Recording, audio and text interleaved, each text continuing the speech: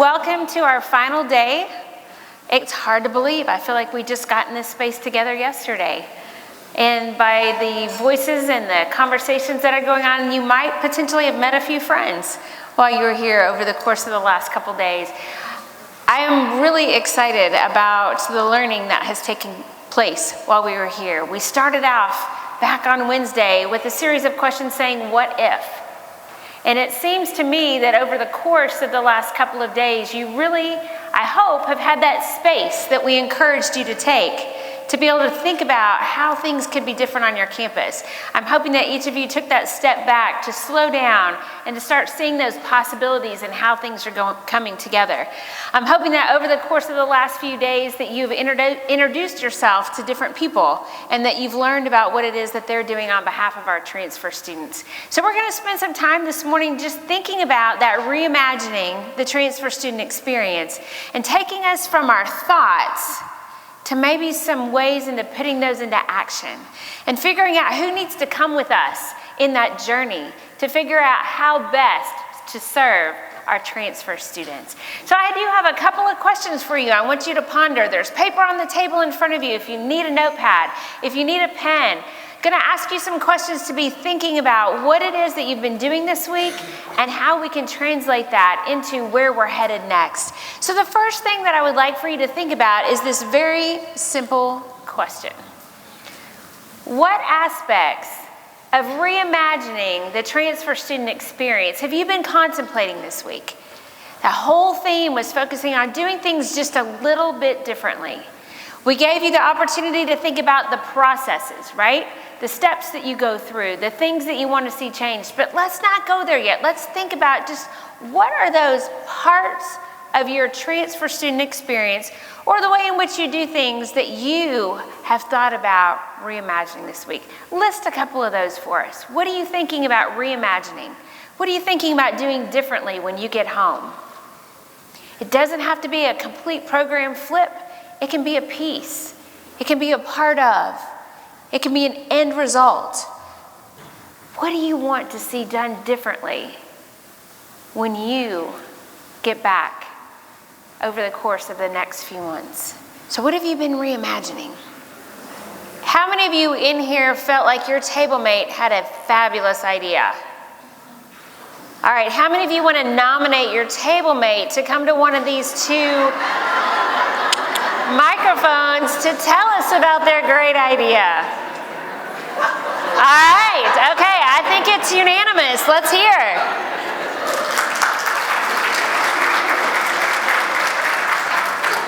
All right, if you'll do us the pleasure of introducing yourself to us, where you're currently working, and tell us about your reimagining this week. All right, first off, this is great. Microphone's usually too tall. But no, my name is Trey Giles, and I am at Fort Hays State University, public four-year institution in Kansas. Yes.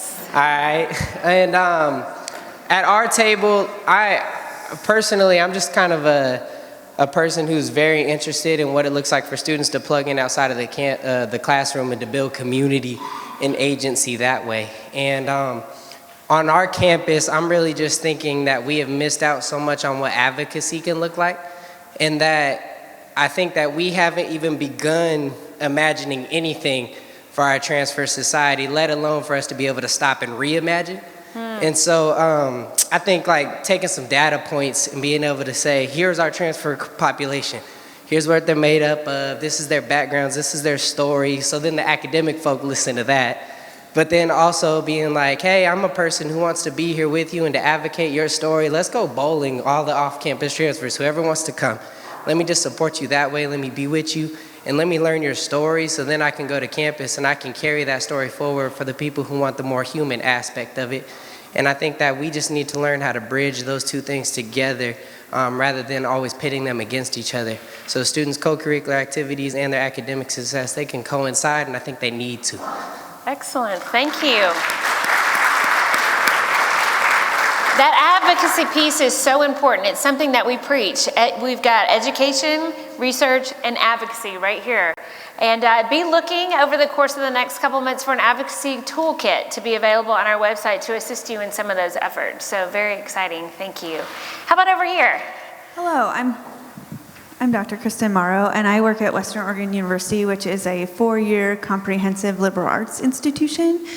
And I'm just going to start with process mapping. We have a lot of processes, and even programs I run, I don't really know the communication plan for it. So probably I should know that. And the second thing is a few years ago, I started a transfer articulation steering committee, which was faculty that wanted to clear the transfer pathway and make it more seamless. So I'm going to reimagine that committee, and I'm going to rename us to a transfer champion team.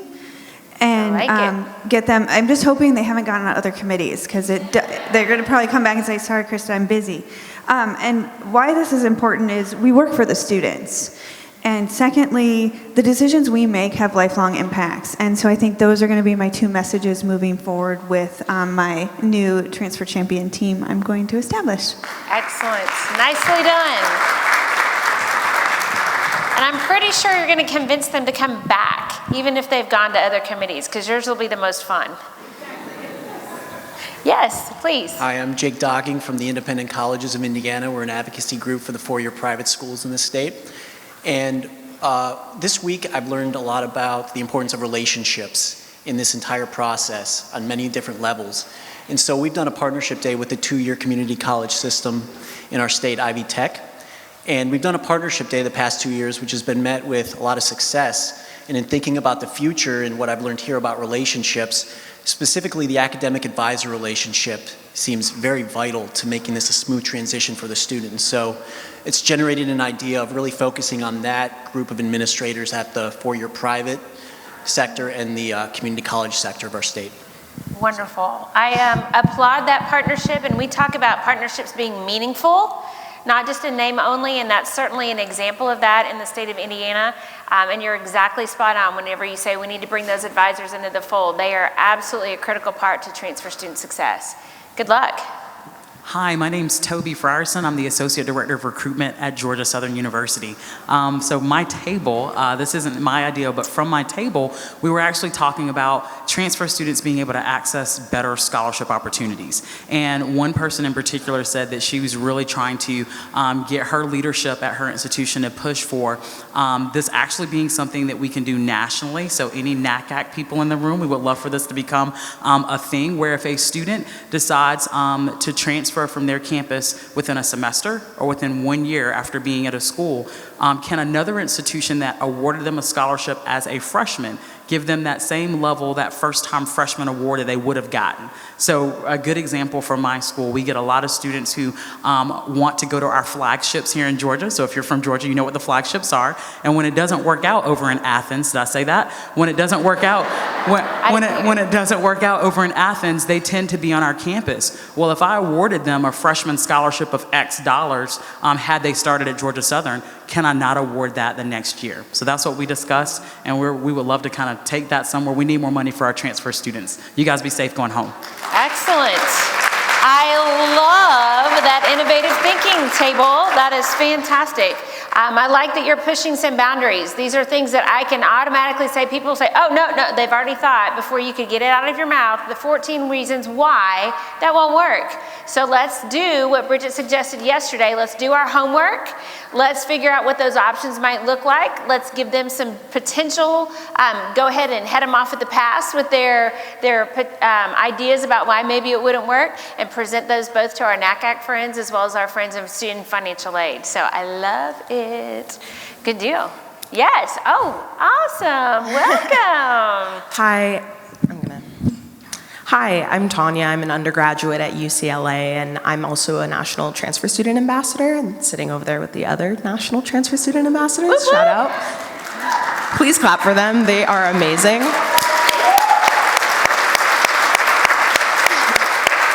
So at our table, we were discussing the importance of knowing what people we have, knowing what papers we have, so what matrices, what major layouts, what pathways we have, and the importance of the places and the spaces that we have as well. So whether that's a transfer center, whether that's an office housing or holding someone who is explaining the transfer process to us, but really those main points of contact, knowing where they are, knowing who they are, knowing where to find them, is all the difference. So just wanted to put that out there. Excellent. We hear some of the, yes, thank you. We hear from professionals their frustration of, we've told the students that we have service X, Y, and Z, they should know, but we don't ever talk about how to tell the students to get to service X, Y, and Z. And so there's this odd disconnect that yes, we have the service, but couldn't tell you how to access it. And so there is something that needs to be bridging that gap there for certain. So thank you, Tanya. Yes, please. My name is Angie Stewart, and I'm with Greenville Technical College in Greenville, South Carolina. I do work for Greenville. I work at Greenville Tech, but I work for TRIO Student Support Services. We are a federal funded program. So we have more freedom than the counselors and advisors at the school. But I take students that's in our program, I take them on college tours to four-year colleges. What I want to do is have a better relationship with counselors and advisors at the four-year college. I want the students to meet those advisors or counselors that's going to be in their major or in their program. I want them to meet them while they're at Greenville Tech. They can establish a relationship. They can tell this person what they need, what they're looking for when they get to that four-year college. So the process will be smoother, and when I take them on tours, it doesn't seem like I'm wasting my time. And I want to encourage more students to transfer, because when you ask students why they don't want to transfer, it's because we got to go through this, and then at the end, nothing pans out, so I wasted my time and effort. And unfortunately, dealing with millennials, they're not going to stay in it for the long run like we would have. So I try to encourage the students to please transfer. Education is so much. And someone else at our table said they wanted to create a transfer center and hire more dedicated advisors. And I think if we work together from at the 2-year and the 4-year closer, we can make it a success for the students. Thank you. I really appreciate that perspective. And you know, there is a lot of onus on the four-year institutions to ensure that their 2-year partners are getting accurate information. And the students need to know who it is that they need to go to, not an office, but a person, a human being, somebody welcoming to them. So very important that when we talk to our community college students preparing for transfer, one of their biggest anxieties is, will the folks that love me here, will those same types of people be at my next destination? And they're not sure that they will, but seeing that familiar face makes all the difference in the world. Thank you. Yes, please. Hi, I'm Lilian from Hong Kong. We have a team of 5 from Hong Kong. Please show your hand. Welcome, we're glad you're here. Thank you for having us. Personally, I'm deeply encouraged by colleagues in US that I think one day if I have kids, I will send them to US to accept education. Okay, and the second point is that we used to think that like Hong Kong has been not doing so great in the transfer for supporting transfer students, and when coming here, we have heard like similar problems. So also have best practices. So we are going to follow the best practices, and I think the first thing we have learned is that about the creating the articulation agreement. So in Hong Kong, we do already have some practices, but those articulation agreements were not public. Students cannot access those articulation agreements. They don't know what's happening behind the office in that black box. So maybe we are going to make it more public. And the second, we are going to support the students better by providing more advising service and also providing more financial support. It's our goal. We are trying to improve it. And also, thank you very much. Thank you. Excellent. Thank you. No, you're spot on. And The mysteries of articulation agreements are not limited to Hong Kong. Our students oftentimes don't know that they exist or where to find them either, so you're definitely on the right track. Gentlemen, I would love to give you the opportunity to speak, and then we're going to continue forward. So please share. Okay. So my name is David Ray. I direct the Center for the Junior Year at Governor State University. We have a very unique relationship with transfer students insofar as for 45 of our 50 years, Governor State was transfer student receiving only. And we are still almost 85 to 90% transfer student in our population at a four-year public. So what we've been focusing on and what we've been presenting on this week has been looking at inter-office collaboration from the four-year institution that reaches into the community college to address issues about the transfer student life cycle and experience, and help them help them to have a more seamless transition. And what we're really kind of focusing on is thinking about who else at our university, what other offices needs to be reaching into the community college in this sort of unique way. We started with a dual degree program 7 years ago that brought transfer specialists with advising and thinking about study plans. We've now brought my office, which helps with the career and major exploration to make sure that they're on a track for that. We've now brought our honors program, again, to not only encourage them to hopefully consider us and join honors at us, but also at the community college. And so now we've had 3 offices that are bringing staff members there to connect with students. And so we're thinking, well, who needs to be next to continue to create wraparound support for students that starts at the community college and goes through to the four-year experience. Thank you, and I appreciate your intentionality around moving from that unique model and partnering with those two-year institutions very, very intentionally and looking at that all the way through their time with you. Excellent. Yes, How you please. doing? I know that I'm holding you up from leaving, so I'll be brief. My name is Amory Thompson. I'm from University of Maryland, Baltimore County. My people right there. Yeah. We had a great conversation yesterday. Excellent. And the main thing that I wanted to say is that one thing that we lack when we come up with these great ideas is bringing the transfer students into the conversation, right? Being a transfer student myself, I understand what is needed in some aspects, but it's important that we let them paint their own stories. So we have all these great ideas, we have all these things we want to do, but before we start doing that, it's important that we bring them into the conversation so that we know how to best suit those students that we're dealing with. What a great way to conclude your comments. Absolutely. Students can't just be at the center of what we do. They need to be at the center at the table for those conversations as well. Absolutely. As you think about your ideas, and they're obviously quite engaging, they're maybe even a little daunting, maybe some of them require other folks. So when you're thinking about this, you need to pick that one thing that you're going to tackle first, because you probably have a laundry list, right? But yet there's that one thing. And you need to ask yourself, what might derail your efforts? One of my favorite phrases is anticipate the predictable.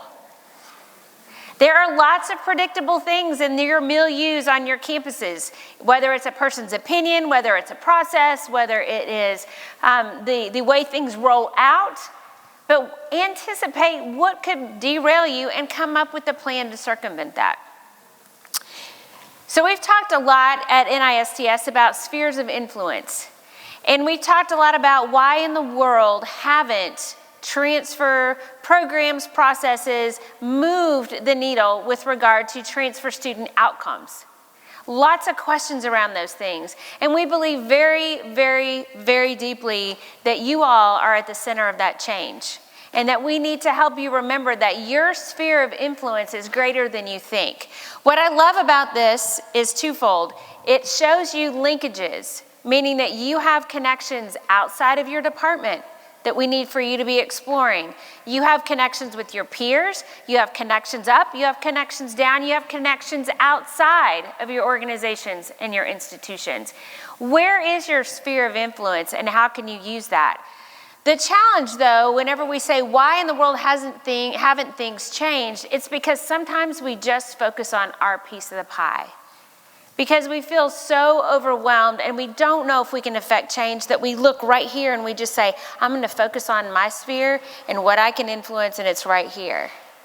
But what that means is that we have this and we have this, and we have this, and we have this. And they are all very well-intentioned, student-focused, transfer-related activities. But are they connected? Sometimes yes, sometimes no. And the no is the problem. When we don't have a concerted conversation about intentionally looking at how we can come together holistically to create a system that is friendly for our students and that gets them to the outcomes they desire, all of this hard work is limited. So our big challenge to you is to think about those spheres of influence, think about how you can come together, think about how you can challenge yourself to broaden that perspective. Because I've got one more what-if question for you. What if these amazing students right here and many other transfers on your campuses just like them just had to focus their energies on being awesome, not on navigating our ridiculous processes, the barriers that are inadvertently thrown up against them? Why can't they focus on being students? Why can't they be just focusing on the things that they're passionate about, learning from us, doing great things, giving back to their communities, and bottom line, just being awesome? One more round of applause for our TSAs.